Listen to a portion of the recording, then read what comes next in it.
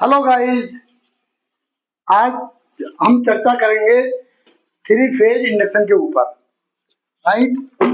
असल में DC motor पढ़ते पढ़ते आप लोग बोर हो चुके होंगे, तो आज हमारा नया चैप्टर शुरू हो रहा है, थ्री फेज इंडक्शन मोटर। और आज जो हमारी चर्चा होगी वो जस्ट लाइक ट्रेलर होगी। जैसे आता है नहीं, फिल्म आती है वो ट्रेलर दिखा दिया। डीप में जो चर्चा करेंगे हम, इसकी हम जो मेरी प्लानिंग है, जैसे इंट्रोडक्शन तो हमारा आज हो जाएगा, है ना, और लेंज लॉ भी याद हो जाएगा। लेकिन जो बीच वाले जो बचे हमारे 2 3 4 वाले पॉइंट, इस पे हम अलग अलग 3 बार में चर्चा करेंगे, ताकि हम उसके मास्टर बन के निकलें। क्योंकि खाली फॉर्मेलिटी पूरी करने से कुछ नहीं होता, वो तो मैं बता दूंगा अभी। भाई वर्किंग प्रिंसिपल ये होते हैं, है ना। इसको डीप में जाना है। अगर आप किसी भी चीज की डीप में जाते हैं, कितना भूलोगे? नहीं भूल पाता बंदा, याद रहता है। क्योंकि हमने वो रटा नहीं है, उसके कंसेप्ट, थ्योरी, प्रिंसिपल सब हमने समझा है। अगर आप समझते हैं तो कभी नहीं भूलेंगे। और आप सिर्फ फॉर्मेलिटी पूरी कर रहे हैं पास होने के लिए, तो फिर उसकी कोई गारंटी नहीं है। कितना भी भुलक्कड़ बच्चा हो, आपके यार दोस्त होंगे। आप फिल्म देख के आओ, पूरी कहानी सुन लो उसके मुंह जबानी। क्यों भाई? उसके पीछे वजह ये है कि उसने उस चीज को वहां पे समझा है, किसी ना किसी से उसको जोड़ा है। स्टोरी चल रही है, उसने अपने आप जोड़ लिया, ये तो मेरी स्टोरी है, या किसी और से जोड़ दिया। तो वो इस तरीके से अगर जब हम कोई चीज देखते हैं तो, और या सुनते हैं, वो हम कभी जिंदगी भर नहीं भूलते।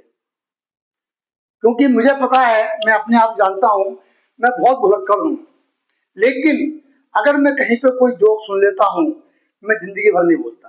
सारे याद हैं, अब से लेकर के जब मैं 8 9 साल का था तब तक के। रीजन क्या है? एक तो उसमें इंटरेस्ट है, ठीक है ना, और दूसरा वो पूरा फोकस के साथ उसको समझा है, रट्टा नहीं लगाया है। इसी तरीके से मैं यहाँ पे एक एक चीज, वर्किंग प्रिंसिपल को मैं इमेज के साथ जितना कोशिश करूंगा, इमेज के साथ समझाऊंगा कि ये है क्या। डीसी, अगर आप लोग मेरे साथ जुड़े हुए हैं, मुझे नहीं पता, ठीक है, अगर आप मेरे साथ जुड़े हुए हैं तो डीसी मोटर के बारे में पता लग गया होगा कि डीसी मोटर को जब हम करंट देते हैं, डीसी वोल्टेज देते हैं, तो वो घूमने कैसे लगती है, क्या वजह है कि वो घूमने लगी। राइट। इसी तरीके से डीसी जनरेटर के बारे में भी आप समझ चुके होंगे कि जब हम किसी डीसी मशीन को घुमाते हैं तो वो जनरेटर की तरह बिहेव करती है, यानी आउटपुट में डीसी वोल्टेज निकालती है। क्यों निकालती है, उसका कंसेप्ट, थ्योरी सारा आपका क्लियर होगा। अब क्योंकि ये इंडक्शन मोटर का मतलब मैं बता दूं, ये एसी मोटर है। क्योंकि थ्री फेज सिर्फ एसी में होते हैं बच्चों, डीसी में नहीं होते थ्री फेज, सिर्फ एसी में ही होते हैं थ्री फेज। ओके, तो थ्री फेज इंडक्शन मोटर। अब सवाल आता है कि इंडक्शन क्या मुसीबत है, ठीक है। तो इंडक्शन के बारे में अब मैं शुरू कर देता हूं पढ़ाना, अभी तक तो खाली बेकार की बातें थी। तो इंडक्शन, ये जो इंडक्शन शब्द है ये बहुत जरूरी है। इंडक्शन असल में है क्या? तो इंडक्शन में क्या होता है, जब हम एक ट्रांसफार्मर है, वो अभी आपका अगले चैप्टर में आएगा। ट्रांसफार्मर और इस थ्री फेज इंडक्शन मोटर दोनों का कंसेप्ट सेम है, दोनों ही इंडक्शन है, ठीक है, इंडक्शन की थ्योरी पे काम करते हैं। मैं आपको थोड़ा सा याद और दिला देता हूँ। जब मैं ऐसी कोई बात बताता हूँ आउट ऑफ सिलेबस, इसका मतलब मेरा क्या होता है, यही इमेज है कि माइंड में बैठे, ना भूलने वाले, यही तो पॉइंट है। अब जैसे आपके घर में इंडक्शन टॉप होगा, इंडक्शन टॉप नहीं तो इंडक्शन चूल्हा, वो भी इंडक्शन पर काम करता है।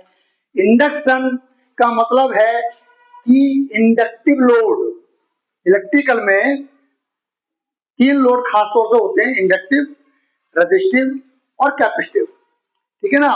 जिसमें कैपेसिटर लगा होता है इसे इंडक्टर जो है। आप घर पे इंडक्शन चूल्हे से आप खाना बना लो और हीटर पे बना के देख लो, डबल का नहीं, कई गुना ज्यादा का बिल आएगा, इंडक्शन पे नहीं आएगा। इसमें तो ना के बराबर बिजली फूकती है, क्योंकि ये इंडक्शन सिद्धांत पे काम करता है। यही वजह है कि 3 फेज मोटर पे बिजली का बिल कम आता है और सिंगल फेज मोटर पे ज्यादा आता है, क्योंकि सिंगल फेज में इंडक्शन भी होता है, इंडक्टिव लोड भी है और कैपेसिटिव लोड भी है, दोनों लोड है उसके अंदर, ठीक है। इस पे हम बाद में बात करेंगे। हमारा टॉपिक है आज का इंडक्शन मोटर।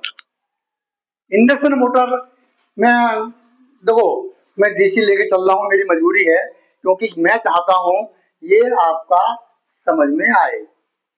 डीसी थोड़ी क्या थी, जब किसी मैग्नेटिक फील्ड में अगर कोई कंडक्टर रखा हुआ है और उस कंडक्टर से हम करंट फ्लो कराएं, तो उस कंडक्टर में क्या होता है, एक टॉर्क पैदा होता है, यानी कि घूमने वाली टेंडेंसी पैदा हो जाती है।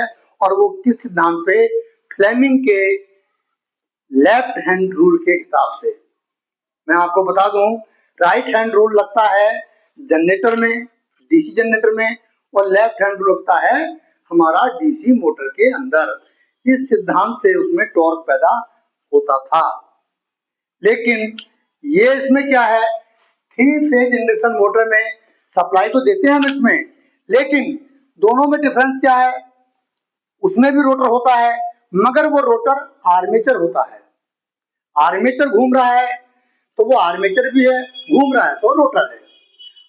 हम उसके रोटर को सप्लाई देते थे, तब मोटर घूमती थी, और रोटर को भी देते थे सप्लाई और उसकी फील्ड को भी सप्लाई देते थे। अगर वो इलेक्ट्रिकल मैग्नेटिक मोटर है तो मैंने बताया होगा, दो तरह की मोटर होती हैं, परमानेंट मैग्नेट और इलेक्ट्रोमैग्नेट।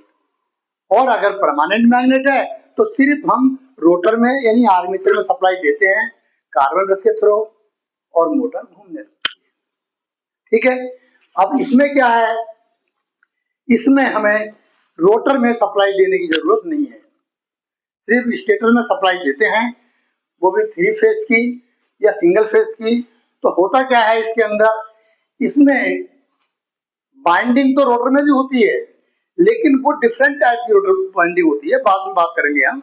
इसमें क्या होता है कि जब इसमें सप्लाई देते हैं तो एक रोटरी फ्लक्स पैदा होता है, मतलब ऐसा फ्लक्स जो घूम रहा हो। डीसी में घूमने वाला फ्लक्स नहीं था, वो क्या था, वेरिएबल फ्लक्स था, मतलब चेंज होने वाला, मतलब कभी जीरो, कभी माइनस, कभी बिल्कुल खत्म हो गया, इस तरीके का फ्लक्स पैदा होता था।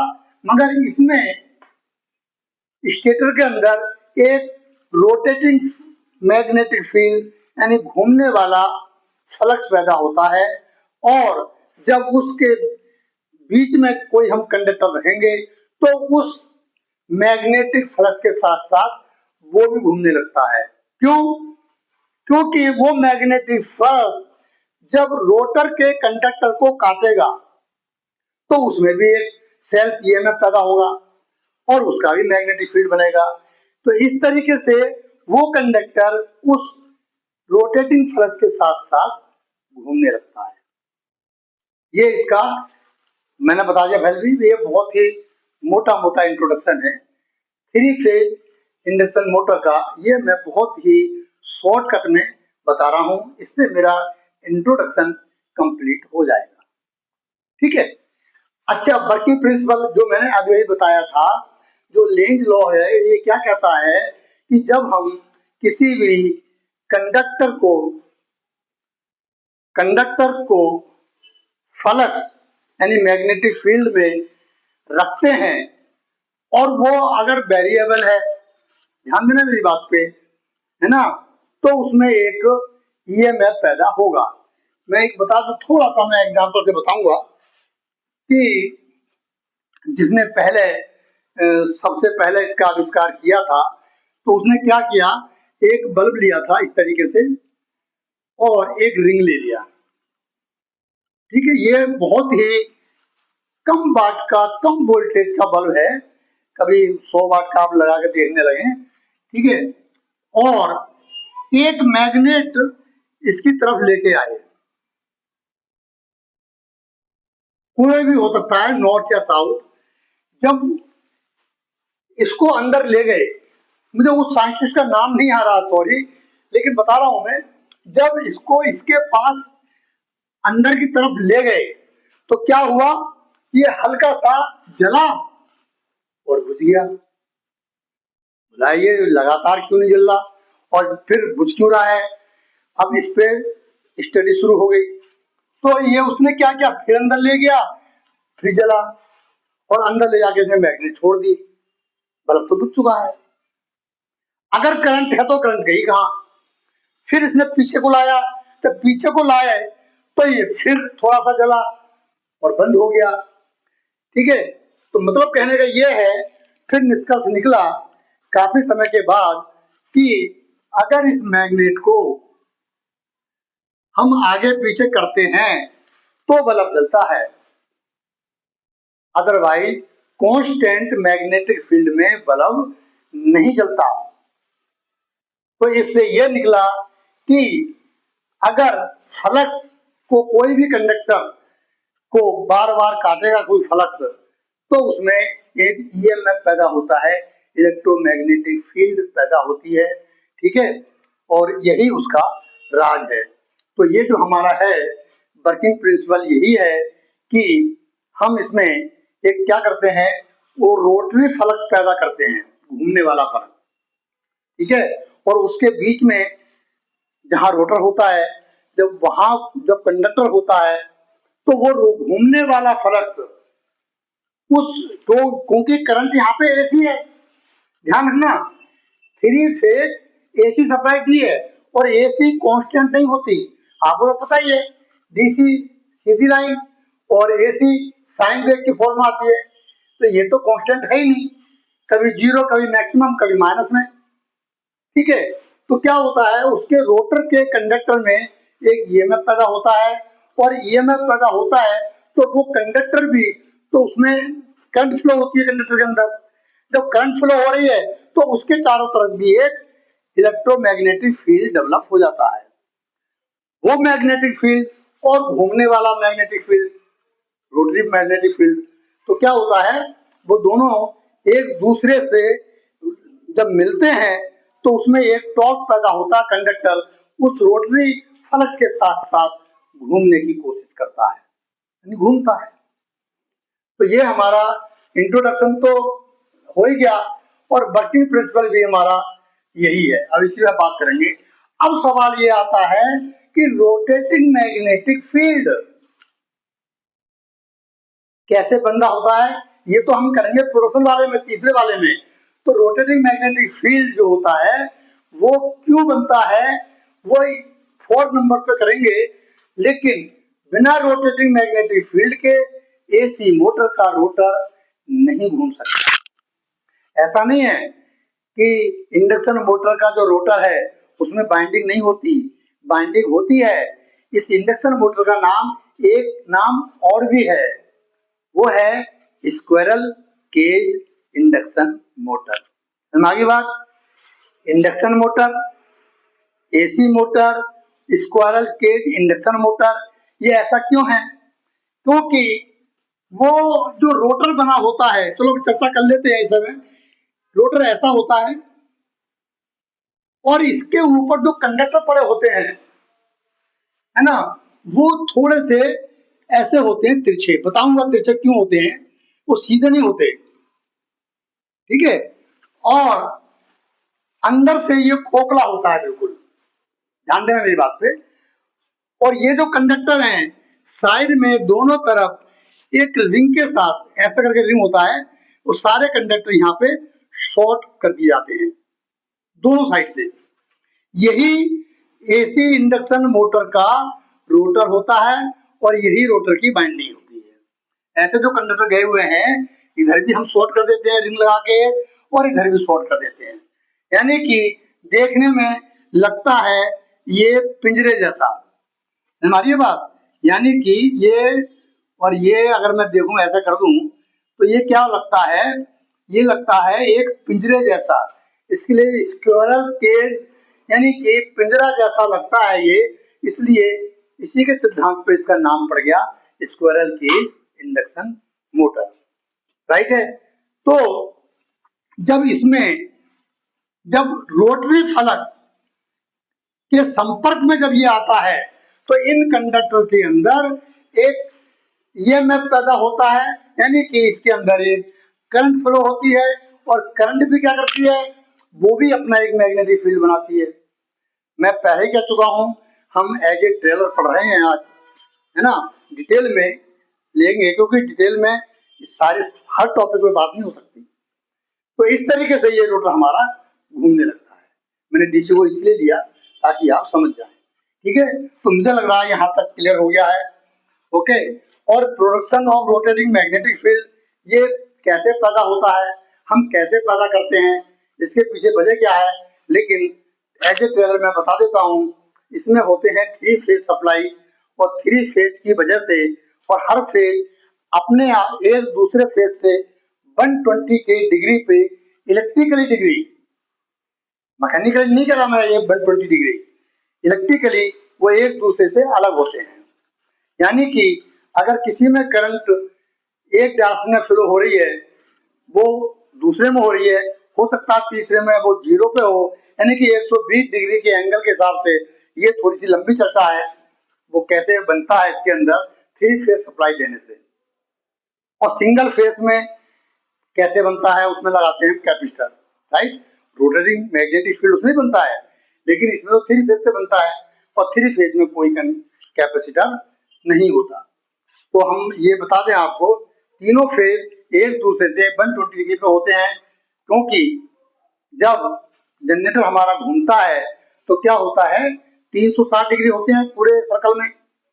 तो और 3 फेज है, तो हर एक फेज उसमें 120 के डिग्री पे अलग अलग तरीके से रोटेट होता है ना, और मैग्नेटिक फील्ड को काटता है और करंट फ्लो होती है। यही वजह है इसमें साइन वेव पैदा होती है। यहाँ 0 से शुरू हुई, ठीक है, 0 से शुरू हुई और फिर धीरे धीरे बढ़ी प्लस में, फिर धीरे धीरे कम हुई, 0 हुई, अब माइनस में बढ़ रही है। तो इस तरीके से जो मैग्नेटिक फील्ड है, भाई ये तो पता ही है, मैग्नेटिक फील्ड डिपेंड करता है करंट के ऊपर। ठीक है, ये तो पक्की बात है। तो इसी तरीके से, और करंट भी इसमें क्या है, एक नहीं है, कभी ज्यादा हो रही है, कभी 0 हो रही है, कभी माइनस में मैक्सिमम हो रही है। इसी तरीके से उसके अंदर एक रोटेटिंग मैग्नेटिक फील्ड पैदा हो जाता है 3 फेज की वजह से। एक फेज की वजह से नहीं हो सकता। सिंगल फेज में एक फेज है, मगर उस रोटेटिंग मैग्नेटिक फील्ड डेवलप करने के लिए, प्रोडक्शन करने के लिए क्या करते हैं, उसमें हम कैपेसिटर लगाते हैं। राइट, तो इस तरीके से उसमें मैग्नेटिक फील्ड डेवलप हो जाता है। ओके, तो ये सब सिद्धांत हमारे वही हैं, फ्लेमिंग के लेफ्ट हैंड का रूल, राइट हैंड का रूल, और लेंज लॉ यही कहता है कि भाई जब भी किसी मैग्नेटिक फील्ड में कोई कंडक्टर रखा जाता है तो उसमें क्या होता है कि एक करंट पैदा फ्लो होने लगती है। करंट बोलो या ईएमएफ बोलो, जब ईएमएफ है तो करंट फ्लो होगी। राइट है बच्चों, तो इस तरीके से ये लेंज लॉ है। तो ये आज का टॉपिक हमारा क्लियर हो गया है। ठीक है, बाकी और लेंज लॉ में कुछ है नहीं, ये 3 टॉपिक हैं, हम इनको अलग अलग नेक्स्ट वीडियो में हम आपसे फिर चर्चा करेंगे। वर्किंग प्रिंसिपल पे थोड़ा सा और डीपली जाएंगे, मैक्सिमम तो मैंने बता ही दिया है, और डीपली जब आप जाएंगे तो इसको आप भूल नहीं पाएंगे। ठीक है, इसी तरीके से ये हमारे 3 पॉइंट रह गए हैं, इस पे हम डीपली चर्चा करेंगे नेक्स्ट वीडियो में। बच्चों, तब तक के लिए आप खुश रहें। नमस्कार।